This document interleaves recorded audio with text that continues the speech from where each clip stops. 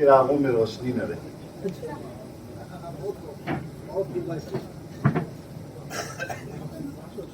बहुत बहुत शुक्रिया जनाब डॉक्टर इजहार अहमद साहब, आपने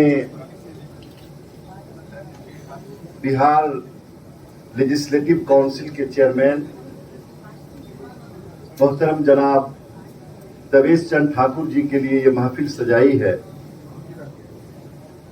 स्टेज पर मौजूद हैं बिहार के साबिक वजीर आला मोहतरम जनाब जीतन राम मांझी जी, जिनके बारे में अशरफ फरीद साहब ने सही कहा कि उर्दू वालों पे जब ये वजीर आला थे तो खास मेहरबानी थी इनकी।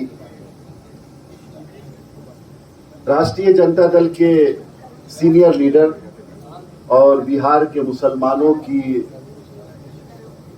उम्मीद, मजबूत आवाज मोहतरम जनाब अब्दुल बारी सिद्दीकी साहब, भागलपुर के रुकने असेंबली जनाब अशरफ साहब, साबिक मेंबर असेंबली जनाब नेमतुल्लाह साहब, बिहार स्टेट सुन्नी वक्फ बोर्ड के चेयरमैन अलहाज मोहम्मद इरशादुल्लाह साहब और शिया वक्फ बोर्ड के चेयरमैन जनाब अफजल अब्बास साहब, हम लोगों के बीच बड़ी अच्छी बातें बता रहे थे जस्टिस राजेंद्र सच्चर जी,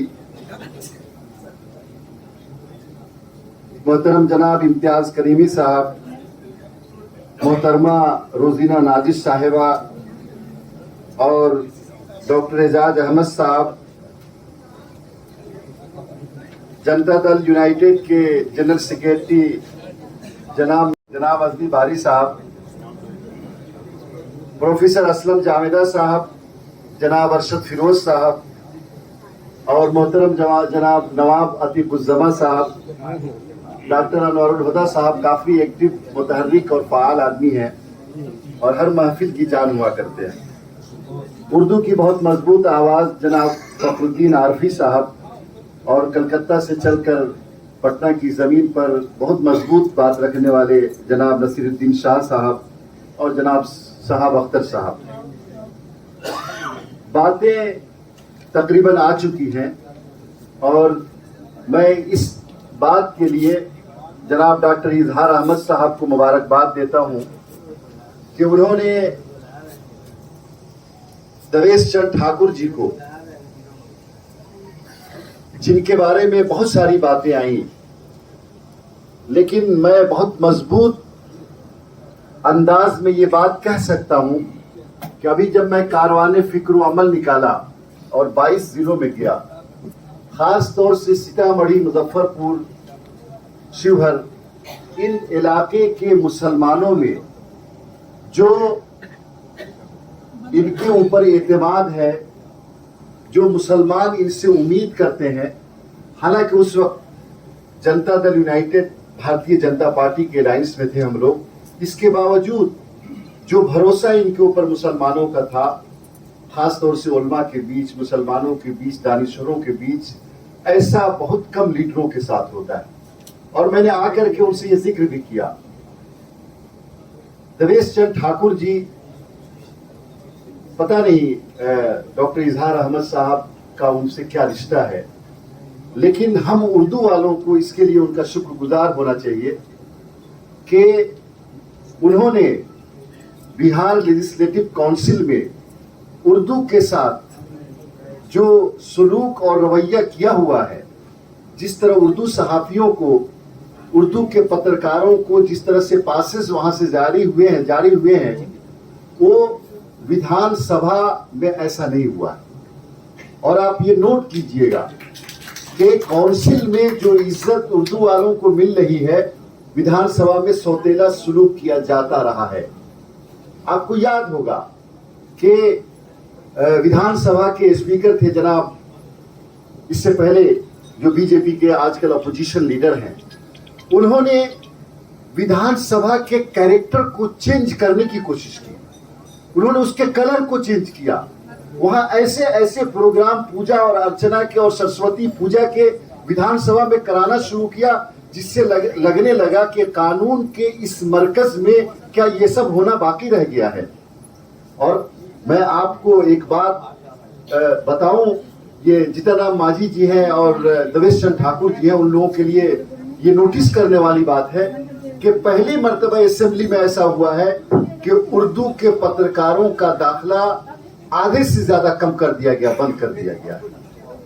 اس حیثیت سے کونسل جو غلام سرور صاحب کی وراثت ہے, جو اردو کے بڑے بڑے لڑنے والے مجاہدین کی وراثت ہے, اگر وہاں اردو سے پریم کرنے والے, اردو سے محبت کرنے والے دویش چند ٹھاکر جی ہیں تو یہ غنیمت جاننا چاہیے. اور ڈاکٹر اظہار صاحب نے جو یہ پروگرام کیا ہے, پیارو اردو نے جو پروگرام کیا ہے, یہ ان کا حق ہے, یہ پروگرام ضرور ہونا چاہیے. تالی بجائیے گا اس بات پہ.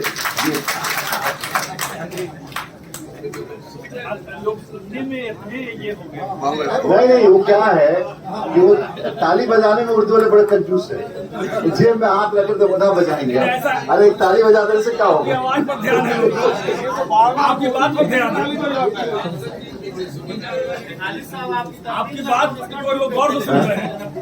ہاں, تو یہ گانا بولا, مجھے لگ رہا ہے کہ سو تو نہیں تھے سب لوگ. خیر, تو بہت اچھی بات کہی. کولکتہ سے آئے ہیں اشرف صاحب, کیا نام ہے, نصیر الدین شاہ صاحب. دیکھیے میں اس پہ, شاہ عالم صاحب, اس پہ میں ایک بات میں عرض کرنا چاہتا ہوں. 2010 کی بات ہے, میں ختم کر دوں, ایک منٹ اور. 2010 کی بات ہے کہ میں واشنگٹن میں تھا, تو وہاں باضابطہ دو پولیٹیکل پارٹیاں ہیں, ڈیموکریٹ اور ریپبلکن, دو پارٹی ہیں. اور اخبار اور میڈیا بھی یہ بہت واضح ہوتا ہے کہ یہ میڈیا ڈیموکریٹ کا ہے, یہ میڈیا ریپبلکن کا ہے.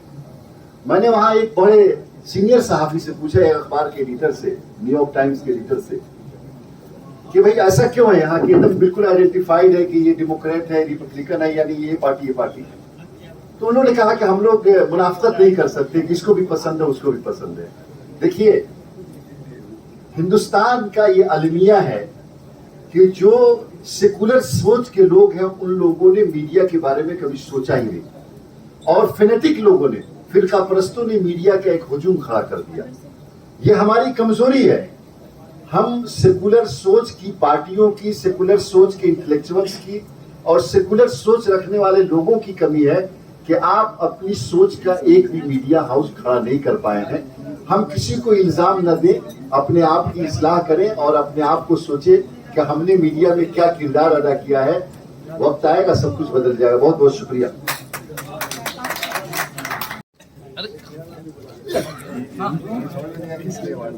ہمارے بیچ کسی خاص کارن سے ڈاکٹر سہجانند نہیں آ پائے ہیں, IMA کے راشٹریہ ادھیکش. یہ اظہار صاحب, یہ بس میں ہے یہاں کو تہ دستی میں محرومی جو بڑھ کے اٹھا لے ہاتھ میں پینا اسی کا ہے. تو اظہار صاحب بڑھ کر کے ہاتھ میں اٹھا لیتے ہیں اور ظاہر ہے کہ بنا انہیں